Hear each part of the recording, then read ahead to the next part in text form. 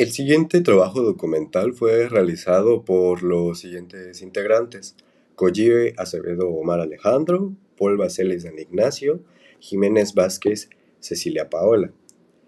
El objetivo de la siguiente presentación es exponer y contribuir a la presentación de diversas etapas del desarrollo científico médico. En nuestro caso nos centraremos específicamente en la medicina comprendida en el llamado periodo barroco, el cual comprende un lapso de los siglos XVII al XIX. Pretendemos explorar un poco en los puntos más relevantes de dicho periodo. Esto con la finalidad de que el espectador o espectadores puedan darse la idea de comprender los sucesos que antecedieron a la medicina moderna e inclusive la de nuestros días. Es de suma importancia saber y analizar la información histórica que ha marcado los saberes dentro de las ciencias médicas y su contribución en cierta medida, en mayor o menor medida, a los conocimientos que ahora hemos de adquirir y muchos han adquirido dentro de dicha disciplina, y también dada la profesionalización que pretendemos obtener de esta. Como primer punto, primera etapa, tenemos a la etapa de la iatroquímica. La iatroquímica es una teoría médica que combina principios, químicos con la práctica médica. Fue fundada en las ideas de Paracelso, quien postuló tres sustancias químicas fundamentales: el mercurio, el azufre y las sales. Y también promovió el uso de sustancias químicas, como ya se mencionó, dentro de la medicina en lugar de los métodos tradicionales galénicos. Dentro de los principales exponentes tenemos como al primero a Johannes Baptista van Helmont, nacido en 1578 y cuyo fallecimiento se remonta en 1644. Este fue un médico y filósofo belga, influenciado por las ideas de Paracelso ya mencionado.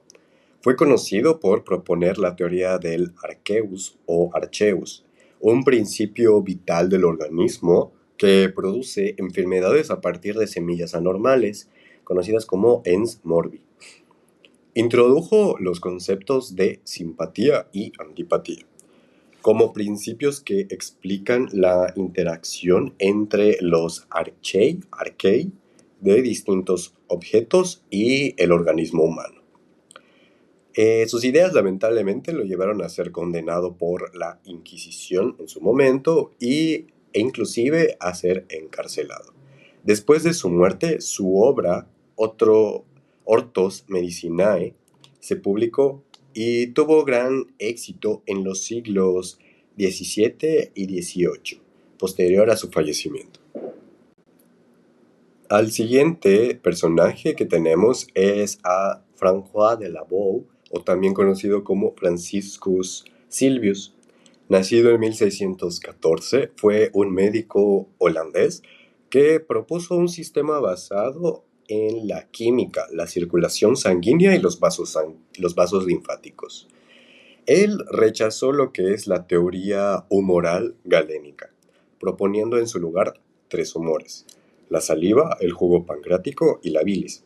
Y también destacó dos procesos: la fermentación y la efervescencia, para el desarrollo de sus ideas y principios. Él creía fundamentalmente que la enfermedad se debía más que nada a desequilibrios entre ácidos y álcalis o alcalinos, y su tratamiento se basaba en la neutralización de estos desequilibrios. Como siguiente expositor tenemos a Thomas Willis, nacido en 1622. Fue un médico inglés conocido por mezclar ideas iatroquímicas con 5 elementos nuevos, los cuales son el agua, la tierra, la sal, el azufre y los espíritus. En su obra farmacéutica Rationale asignó todas las funciones corporales y los movimientos internos a fermentaciones causadas principalmente por espíritus vitales generados en el cerebro. Fue popular en su época, pero su enfoque cayó en desuso posterior a su fallecimiento. Como última figura importante tenemos a Cornelius Montekou, nacido en 1647. Él fue un holandés, médico iatroquímico, famoso por sus tratamientos extremos, como las prescripciones de grandes cantidades de té, fumar tabaco constantemente y el uso generoso de opio. Fue conocido también por promover el comercio del té, y sus métodos terapéuticos también fueron muy influyentes en su época. Sin embargo, la iatroquímica, y como también se fue mencionando, llegó a un punto de declive. La escuela iatroquímica fue perdiendo prestigio a mediados del siglo XVIII, debido al surgimiento de otras ramas, que inclusive una de estas surgió en medio del auge de la iatroquímica, el cual fue la iatromecánica y también el animismo, como ramas que sustituirían principalmente los fundamentos dentro del pensamiento médico.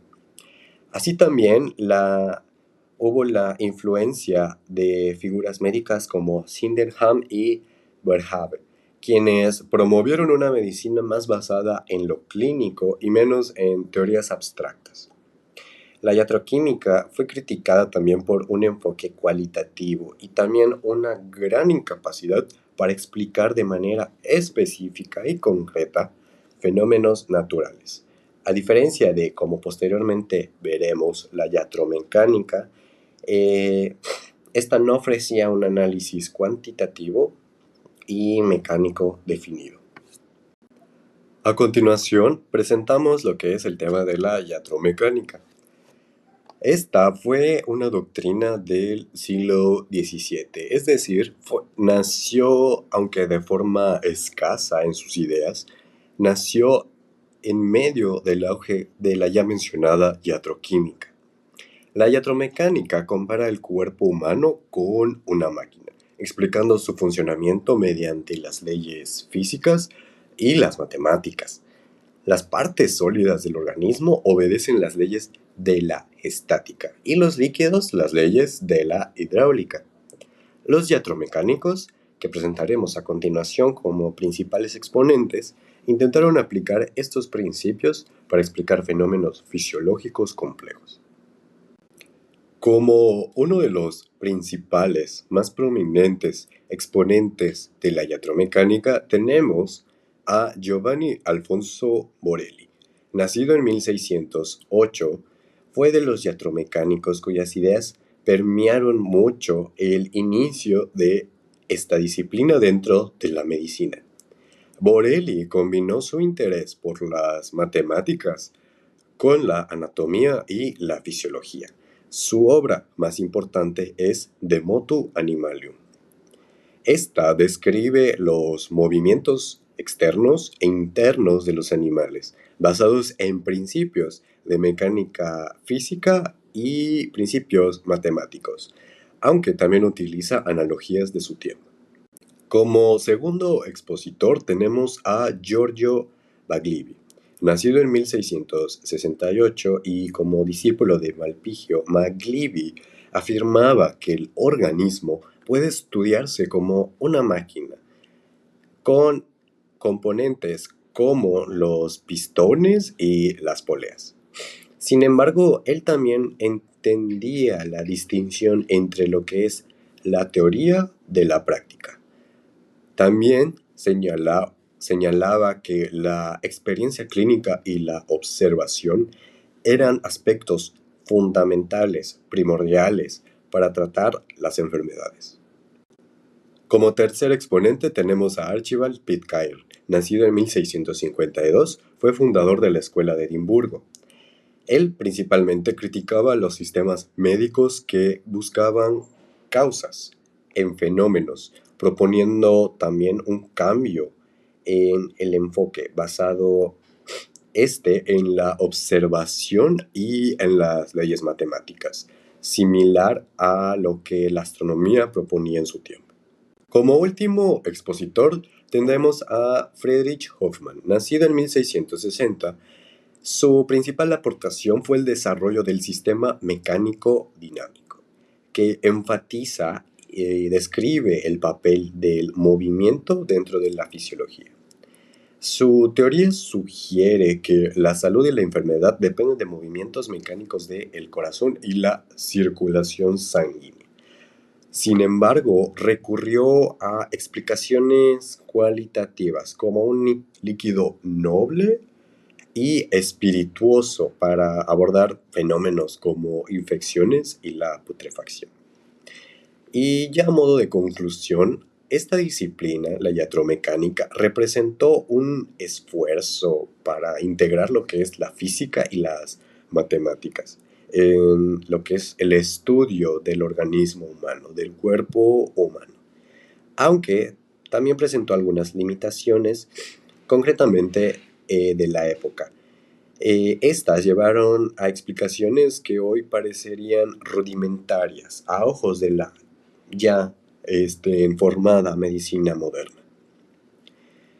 Sin embargo, también sentó las bases para el desarrollo de una fisiología más objetiva y cuantitativa, dejándose de lado que era lo que proponía la iatroquímica de conceptos abstractos y subjetivos.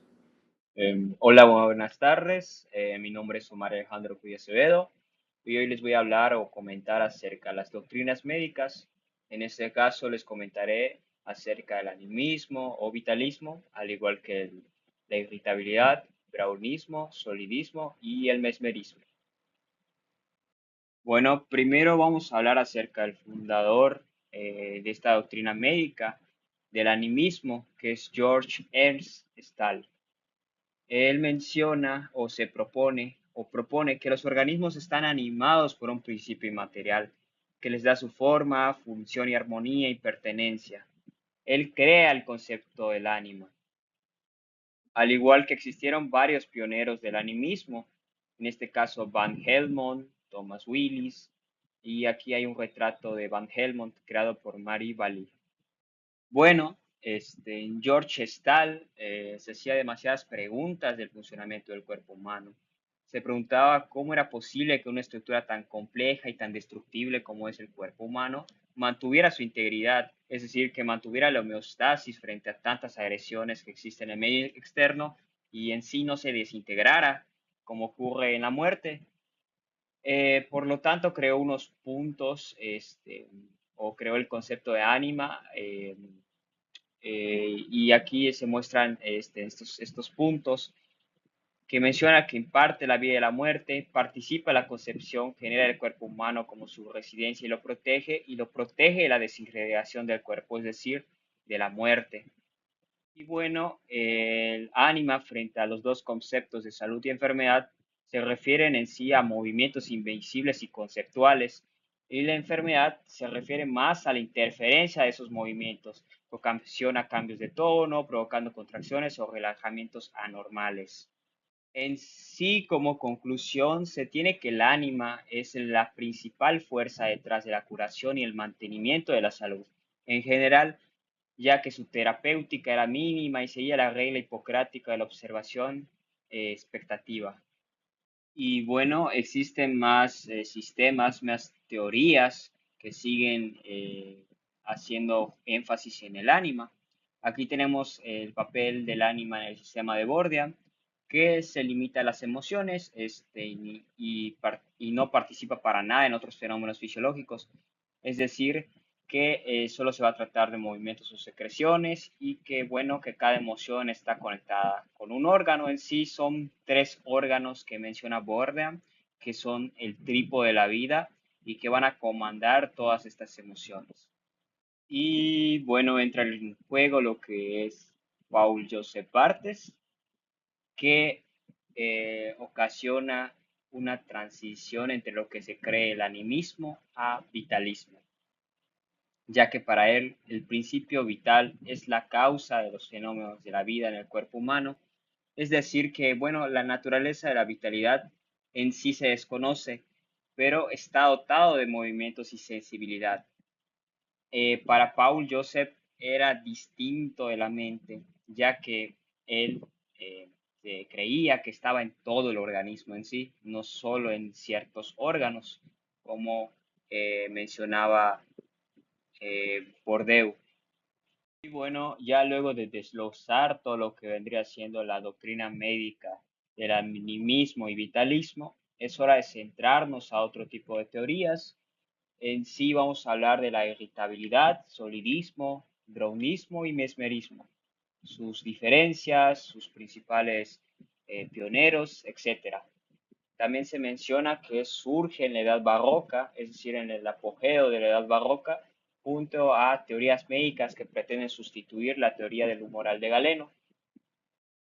Bueno, aquí tenemos la primera teoría, la irritabilidad, que fue fundada por Francis Gleason. Él menciona que es la percepción natural no acompañada por sensación alguna. Es decir, a lo que él se refiere es que como una forma de conocimiento o conciencia que en sí no se deriva de los estímulos sensoriales como vendría siendo la visión, la audición, el olfato, el gusto, sino que ocurre de una manera más abstracta, una manera más mental. Bueno, él explicaba en sí o ponía como ejemplo el vaciamiento de la vesícula biliar a través del cístico, en la irritabilidad de la pared vesicular que se contrae como una respuesta de distensión producida por la acumulación de la bilis. Él lo que denominaba en sí o a lo que se refería es en la teoría del movimiento, si no es más que la irritabilidad del cuerpo en sí, para él, todo lo que es el funcionamiento del cuerpo era no más que movimiento, irritabilidad, distensión y contracción. Aquí vemos que la vida es movimiento, especialmente del corazón y de la sangre, y la muerte es la ausencia de movimiento. Al igual que ya empezamos a hacer hincapié en lo que es el tejido nervioso, existe un fluido nervioso que conserva normales las acciones del cuerpo y lo secreta el cerebro. Bueno, ahora vamos a hablar de otra teoría médica, que es el solidismo, la patología neuronal. Aquí se le da un mayor protagonismo a lo que sería el sistema nervioso en sí. Su fundador fue William Cullen. Aquí tenemos una foto de él. Y nos menciona que el sistema nervioso desempeña el papel central en la patología humana. Y lo que se enferma no son los humores o líquidos, como mencionaba Galeno, sino los tejidos y órganos sólidos del cuerpo. En sí, él crea el concepto de la fuerza nerviosa y la actividad nerviosa. Su terapéutica era sencilla, ya que, bueno, para Cullen, disminuir el espasmo aconsejaba purgantes, eméticos, baño calientes y opio. Y bueno, para eliminar la atonía o la falta del tono muscular y fortalecer el corazón, usaba baños fríos y tónicos. Y bueno, ya de penúltima teoría tenemos el brownismo. El brownismo en sí viene siendo fundada por John Brown, que era un fiel seguidor de Cullen. Se dice que el brownismo es una amalgama de los conceptos que ya tenemos de la irritabilidad, la sensibilidad de Gleason y de Cullen. Sin embargo, para Brown, la vida no es un fenómeno independiente o espontáneo, sino la reacción continua del organismo a estímulos externos y se ve reflejada en sí al ambiente interno. Aquí menciona que, bueno, el principio central es la excitabilidad presente en todo el organismo, pero concentrada en el sistema neuromuscular. Sí, él rechazaba todo el concepto de enfermedades específicas y más que nada, para él solo existe una enfermedad general. Y bueno, ya de último tenemos al mesmerismo, que fue fundada por Franz Anton Mesmer. En sí fue introducido a finales del siglo XVIII y en sí inventó el fluidismo universal, que según él existía en todas partes y que fluye de la mano del terapeuta con propiedades curativas. Es decir, él curaba, o él decía que curaba a los enfermos con meramente magnetismo. Bueno, Mesmer daba clases de magnetización, fundó una orden de armonía para sus benefactores y en estas sesiones tocaba con una banda o con sus manos a los pacientes. Aunque pues indudablemente era un charlatán, Mesmer tuvo el mérito de introducir la hipnosis como un método terapéutico o magnetismo animal, así se le conocía de igual forma. Uno de los principales personajes en la nosología es la rama de la medicina que va a estudiar la clasificación de las enfermedades. Uno de los principales personajes en la nosología fue Sydenham. Él primero abandonó las teorías médicas abstractas, como son el chamanismo, las creencias, muy famosas en esa época, y propuso que la historia natural de las enfermedades se debe construir. Después tenemos a François Bossier de Savage, perdón si no lo pronuncie bien. Su principal lema era clasificar a las enfermedades como plantas. Clasificó a las enfermedades en síntomas, pero también utilizaba la localización anatómica y la etiología. Su principal obra es la Nosología Methodica Systens Morborum. En esta él clasifica enfermedades en géneros, especies, clases y órdenes, con 10 grupos generales de enfermedades, 44 órdenes, 315 géneros y 2.400 especies. Él se centró más en enumerar síntomas que en describir cómo se comporta la enfermedad. Es una de las grandes críticas hacia. Después tenemos a Carl von Linneo y su principal obra fue Genera morbosa. Él nada más se encargó de dividir enfermedades en febriles y no febriles. En su obra clasificó 11 grupos de enfermedades, de las cuales 3 eran febriles y 8 no febriles, también conocidos como morbi temperati.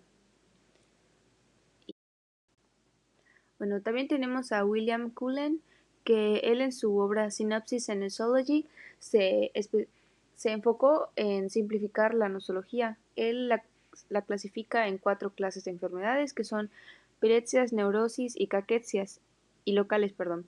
En pirexias menciona que son fiebres, inflamaciones, hemorragias; en neurosis, trastornos nerviosos y espasmos; en caquexias son alteraciones de las funciones naturales; y en locales entran básicamente todas las que no entran en las anteriores 3. Esto se le critica mucho ya que son enfermedades mal definidas.